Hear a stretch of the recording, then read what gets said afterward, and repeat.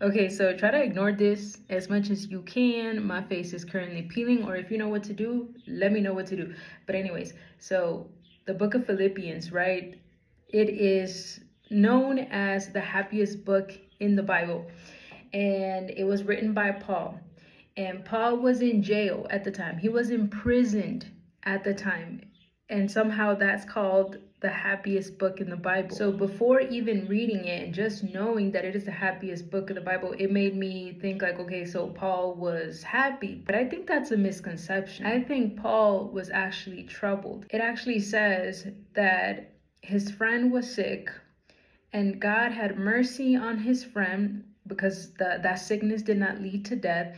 And Paul is like, but God also had mercy on me so as to not stack up sorrow on top of sorrow. So that meant he already had some sorrow. Paul actually had so much uncertainty that he didn't know if that was going to lead to his death, right? Him being in prison. He didn't know if that, like that's where it was headed, or he didn't know, if God was going to do a miracle and, he was going to be out. He didn't know how long it was going to last. He didn't know how long he was going to be in prison for. He didn't know anything. There was so much uncertainty. And that part speaks to me because that's how I feel right now, where it's like there's so much uncertainty there. Like, I don't know. You get me? Like, I don't know if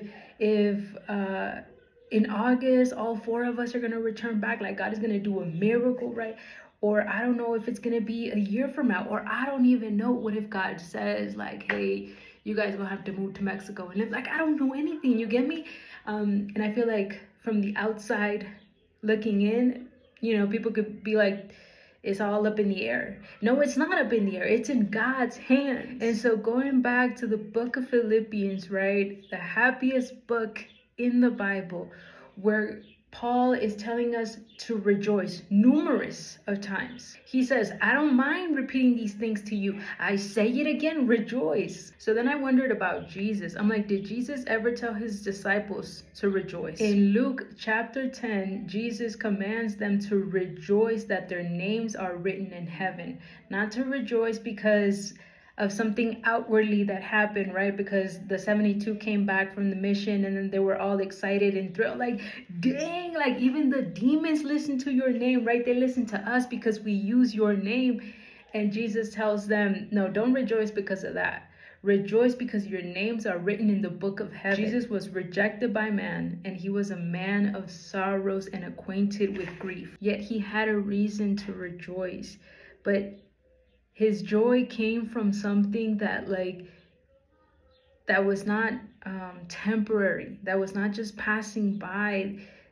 This joy was accessible to him at any time, just like it is for us, just like it was for Paul. It doesn't matter if we're in prison. It doesn't matter if we are in a foreign land. It doesn't matter the place. It doesn't matter the circumstance. It doesn't matter the situation. It doesn't matter what you're facing. When we remember that God is faithful, we have a reason to rejoice. When we remember that God has shown us mercy time after time, we have a reason to rejoice. When we remember that God is good, we have a reason to rejoice. When we remember that God is able, that God is the God of impossible, that God is the God of suddenly, we have a reason to rejoice. When we remember God's grace, when we remember God's favor, when we remember God's light, when we remember God's compassion and kindness and gentleness, we have a reason to rejoice. When we remember the wonderful deeds of the Lord, the wonderful works of the Lord, how the Lord just does everything